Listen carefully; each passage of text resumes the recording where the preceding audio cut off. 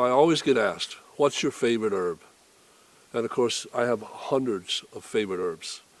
But if I had to make one choice and absolutely choose the number one, I guess it would have to be Echinacea. It's a beautiful flower, first of all, just in its own right, just to look at it visually. And it has an incredible history. It's truly an American plant, even though it's being cultivated now in other countries of the world.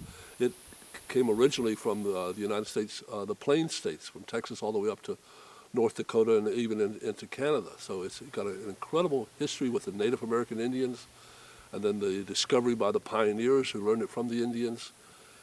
Its use, especially in the 1800s, by the eclectic medical physicians.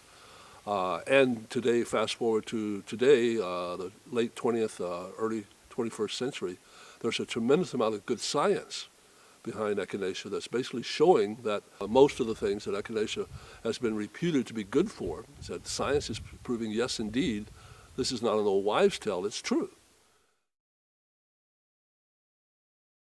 It's really what the European scientists call an immunomodulator.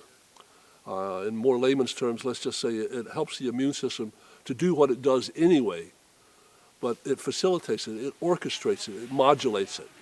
It helps the immune system to work more efficiently. Doesn't cause it to do anything it wouldn't normally do, but it's like a tune-up, if you will. We keep Echinacea growing in about 4 rotating crops so that we have a maturing root crop every year. So we have new plantings, first-year plants, second-year plants, third-year plants. Sometimes if we don't need all the root at once, we can leave it in another year and we'll take it out in 4 years. But after the first year, we come in and we get leaf and flower. We'll come in and harvest these plants here, strip off the leaf and flower, and then make that into an extract. Then we'll come back. Of course, we won't take all of these leaf and flowers. We'll just only take a part of them, because we don't want to take too many from any one root, because the roots they won't be as vital. So then we'll come back in the fall, late fall, when these flower heads have gone to seed, and we'll harvest all the seed heads, which will then be shredded and cleaned, and where we get pure seed. And then in another field where we have a more mature crop, we'll go in and take the root. To make really good Echinacea extract, first of all, obviously, you have to have really good quality plants. But with Echinacea is a little tricky. It's a little fickle sometimes. The active compounds in Echinacea, especially the isobutylamides, they don't last a long time. They don't store well. So it's very important that for us, we get the Echinacea right fresh out of the field.